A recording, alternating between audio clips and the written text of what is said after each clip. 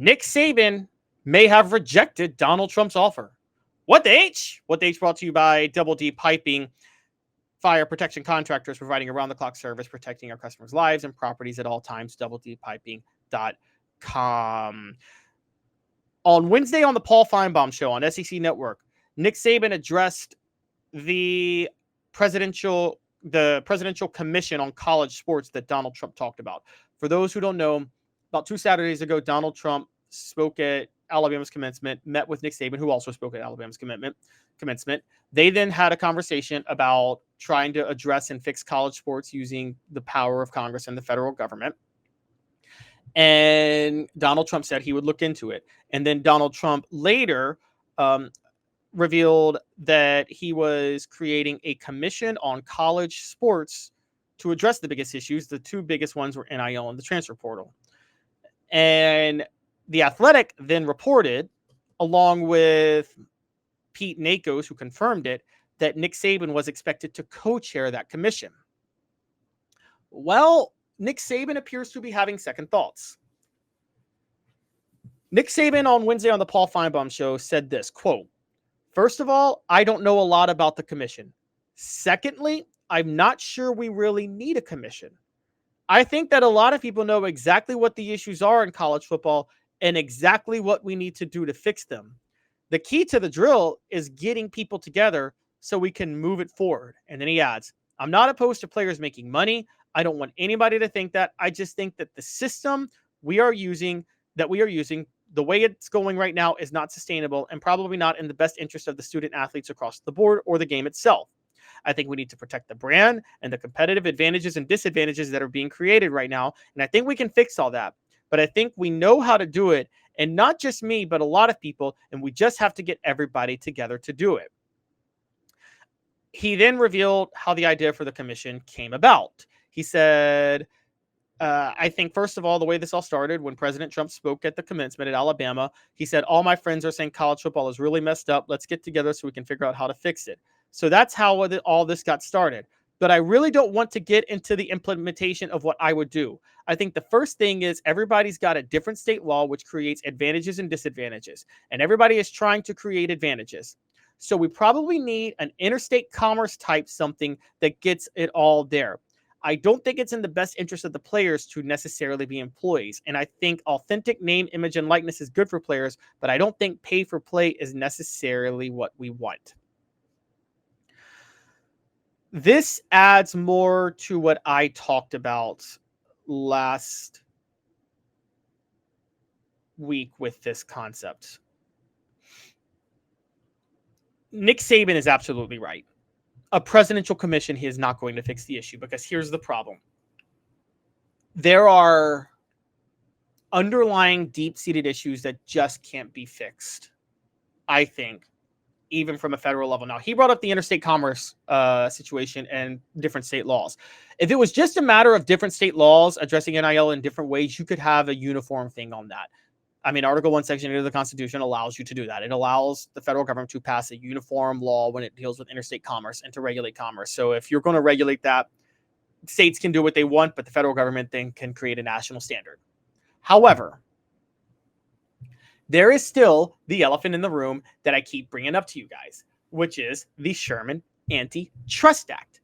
And again, we have to read history here to know whether or not this would work. The Sherman Antitrust Act was passed in 1890, and it was a law to address monopolies. And it was signed into law by Benjamin Harrison. There is no way you can tell a player that he can't. Now, here, with the advent and the growth of unions and things like that, you can have monopolies, provided the sport is unionized and provided there's negotiations and there's good faith negotiations. Hence the reason the NFL can be unionized and can be the only major football league. Hence the reason Major League Baseball is the same way and the NBA is the same way. It took a lot of fights to get there, but they can do that. WWE, to me, is a total antitrust violation because the wrestlers are not unionized. It's clearly the only game in town at this point. You guys can bring up TNA, AEW, whatever. No, there's no competition effectively for WWE. So it's absolutely ridiculous that those wrestlers aren't unionized. I don't know if you guys know this, but the wrestlers are independent contractors. So they pay for their own healthcare, their own travel, their own benefits, and all of that. They're not technically employers, but WWE owns the rights to their name. That's insane. It's ridiculous. It's a blatant antitrust violation. I still don't know how nobody sued WWE over it. College football, here's what would happen. And this is the truth. And this is what I think Sabin even understood with the Presidential Commission. The Sherman Antitrust Act prevents any regulations on players making money off their name, image, and likeness. There's no way you can do that. That's what was ruled by the Supreme Court in 2021. Any guardrails you put on player payments, you can put on direct payments to players. And you can do that if you have player unions, if you have guaranteed payments based on the amount of money that comes into college football per year and spread the wealth and things like that. You can do all that. You're allowed to do all that. But that's based on schools making direct payments to players. What's not allowed to be regulated is how much money NIL boosters might want to write in a check for a player to have that player come play for them, and they can write it off and consider it an endorsement. Now, if they try to write it off on their taxes as a donation to the university, then you got some other legal issues. Because what you could say is you can't write this off on your taxes. It's not a donation to the university. It's an endorsement. Okay. Now, I don't know how endorsements work from state to state. It's still a business expense, but that's still a big debate. So what I'm getting at is you can't tell a player or tell a company that they can't endorse a player and a player that they can't make money off their name, image, and likeness in terms of endorsement deals. There's no limitation allowed on that. And the problem is plausible deniability. The company can sit there and say they're spending money on this player because they want them to endorse their product, even though the real reason they're spending money on them is they want them to play for their university and then go win games for them on Saturday. So it is pay for play, but they can invoke plausible deniability to say it wasn't about pay for play. It was about an endorsement of our product. There is absolutely no way you can regulate that. The only way you could theoretically regulate that is to maybe create a ban and separate out endorsements from boosters. To say that, put it this way, you create a national standard of saying this is what constitutes as a booster to a university. If you are a booster to a university, you cannot strike an endorsement deal with the player for that university because it's a conflict of interest. That might be the best way to do that. Okay. But then again, if you do that, well, these schools bring in enough money where you could theoretically have the boosters spend all their money on endorsement deals for the players, and then the schools figure out other ways and not be boosters anymore. And then the schools figure out other ways to generate the money to do things they need for facilities and, propping up school, other programs, including academics and athletics. And then comes the other issue. How would this look if there was a law protecting your right to make money off your name, image, and likeness? And the reason the Presidential Commission never made sense was the only thing they would address is that. And any executive order you sign to limit players' ability to do that, I mean, it's exactly what Adam says. The day we need our president ruling over sports pay is the day our liberty is completely lost. Yeah, I think that. Does it look really good if a president signs an executive order that tells players they can't make money off endorsements, which is illegal for Congress even to do at this point, or for the NCAA to regulate? You can't do it. I think the biggest reason Nick Saban went to Donald Trump wasn't about the commission. He wants Donald Trump to use Congress to get involved. Donald Trump's party controls the House. Donald Trump's party controls the Senate. They can work together to get something done right now. They have a unified Congress. They have a trifecta. They can work together to get something done through Congress that will address an exception to the antitrust bill. And I wouldn't necessarily say an exception because then there would be discriminatory clauses. What I would say is find a way to separate boosters from boosters from endorsers. I think that's the best way to go. But there are legal avenues they could probably take. A presidential commission, I think, isn't going to solve any of this, unfortunately. I wish it would, but it won't. What the H brought to you by Double D Piping, fire protection contractors. Double D Piping provides full-service fire protection on any scale. From residential homes to government facilities, we can assist any customer through design, fabrication, installation, inspection, and demonstration of fire suppression systems. With 30 years of service across 5 states and a full staff with over 40 years experience, our quality can't be beat. Don't get caught watching what you could have prevented. Call Double D Piping. So I'm going to put up the poll question. Why do you think Nick Saban threw cold water on Donald Trump's proposed CFB presidential commission? And we'll say because it can't address anything, or because Saban wants the control himself. All right, I'm going to have a little fun. Here we go. So why do you think Nick Saban threw cold water on Donald Trump's proposed college football presidential commission? Because it won't address anything, or because Saban wants to control himself?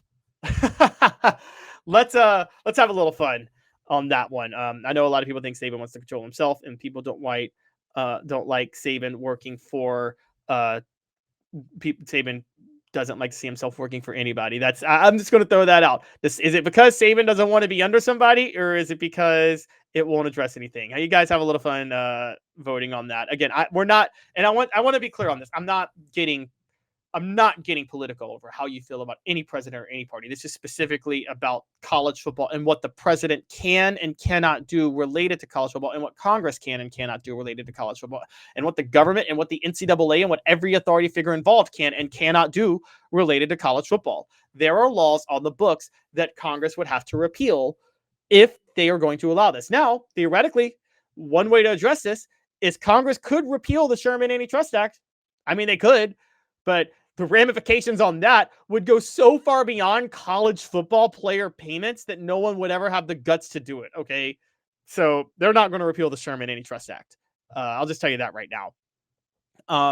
With that in mind, I think that Nick Saban, I think he threw cold water on Trump's proposed college football presidential commission because it won't address anything. No, he does want to control himself too. I'm not denying he wants to control himself, but, the commission, I think he threw cold water on it. I think Nick Saban is very aware of the problems facing college football. Look, I'll be honest with you guys. I'm not as much of a Saban hater as everybody else that isn't an Alabama fan maybe. I have a lot of respect for Nick Saban. I think Nick Saban is, I don't think he's as genius as everybody thinks. I think he is a smart guy, and I think he thinks about things and he thinks them through thoroughly, and he goes through every possibility in his mind. So I do think he's smart. I think he looks smarter because he was a college football coach, and look, just having brain cells makes you look smart compared to other college football coaches, guys. For those who follow our football IQ segment during the season, you know that the football IQ segment is just too much fun. Okay. But I do think Nick Saban, honestly, knows what needs to be addressed, and he knows this commission is not going to do anything. It's not going to amount to anything. There's just so little that can be done related to college football from the executive branch of the White House. It's just not a thing. It just can't happen. And now it could be both. Maybe it won't address anything and Saban wants to control himself. I mean, that's the way it is. Saban is a shrewd operator. He is, as Adam actually said. And so I think that Nick Saban, quite honestly, is thinking about every legal avenue that he possibly can. I just don't know how thoroughly well-versed he is on all of them either. It's just a difficult thing to navigate. Okay. Because again, the elephant in the room is the Antitrust Act. And I keep going back to that. And you should not be talking about any of this without addressing that law. That law is what was used to strike down the ban on NIL to begin with, and what legalized it, and what came after that in every single way, shape, and form. There's no way around that fact. There's no way around the Antitrust Act, guys, except repealing it or passing a law to alter it. But even if you alter it, again, you can't specifically alter it on behalf of college football. There are discriminatory clauses in the Constitution in general that wouldn't, I'm pretty sure that would be a 14th Amendment violation. Like, you can't pass a law in Congress and say, we're going to regulate this whole industry, but we're going to carve out an exception here. You can't do that. Okay, so with that in mind, I have to say that I just don't see a way out of this as of right now, unless you separate boosters from people who can give endorsements in college football.